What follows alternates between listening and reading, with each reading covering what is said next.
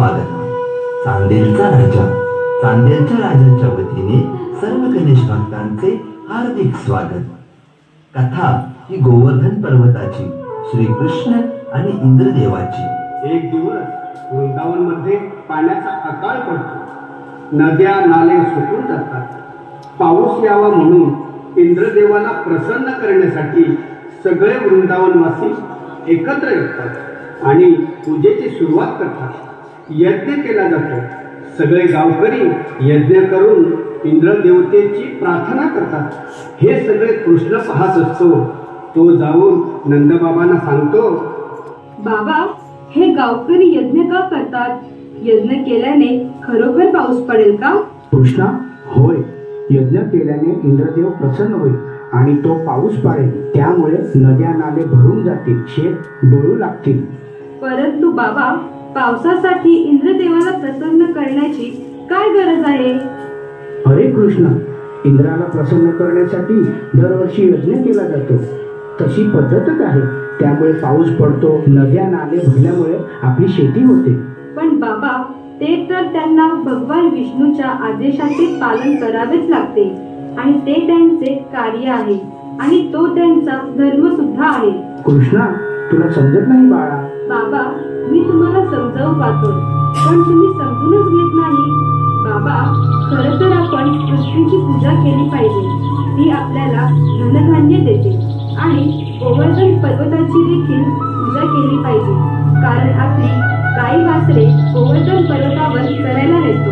त्यामुळे आपल्याला दूध मिळते आणि त्यावर आपली उपजीविका चालते. आपल्याला जगण्यासाठी ज्या गोष्टींची गरज असते त्या सर्व गोष्टी आपल्याला गोवर्धन पर्वतामुळे मिळतात. नंदबाबा, कृष्ण बरोबर बोलतो. आपल्याला पावसासाठी वेगळं यज्ञ करायची गरज नाही. आपण सर्वांनी गोवर्धन पर्वताची पूजा केली पाहिजे. गोवर्धन पर्वत आपल्यासाठी फार महत्वाचा आहे. पर्वतावर आपल्या गायी चरतात, त्यामुळे आपल्याला दूध मिळते. पर्वताच्या पाण्यामुळे आपली शेती होते. आपल्याला प्यायला पाणी मिळते. गावकऱ्यांनो, आता तुम्ही सांगा, हे सगळं इंद्रदेव देतो का? नाही ना, हे सगळं गोवर्धन पर्वत देतो. म्हणून आपण पर्वताची पूजा केली पाहिजे. कृष्णाचं म्हणणं गावकऱ्यांना पटतं. सगळे गावकरी गोवर्धन पर्वताची पूजा करतात व त्याचा जय जयकार करतात. ही बातमी इंद्राला कळते. इंद्र म्हणतो,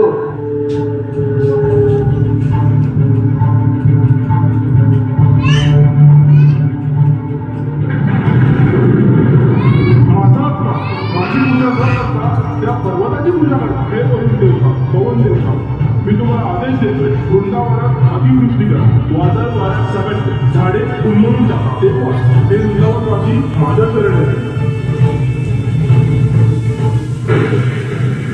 पूर येतो, वादळ येते.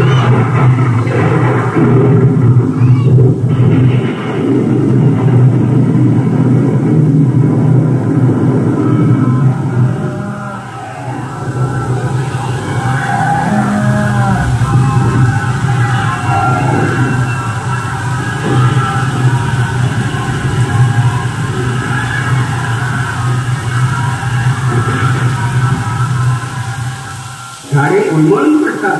गावकरी भयभीत होतात आणि गावकरी कृष्णाला सांगतात, कृष्णा, यातून तूच आम्हाला वाचव. कृष्णा म्हणतो, तुम्ही काही काळजी करू नका. इंद्र आपले काहीच मिळवू शकत नाही. तुम्हाला काळजी करण्याची गरज नाही. काय तेही बघून घेतो. असे सांगून कृष्ण धरणीवर आपली करंगळी ठेवतो.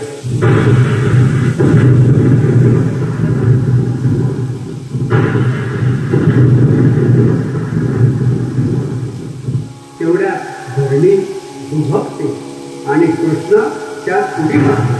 गावकऱ्याला वाटते धरणी मातेने कृष्णाला गिळले. तेवढ्या कृष्ण आपल्या करंगळीवर गोवर्धन परत उतरतो.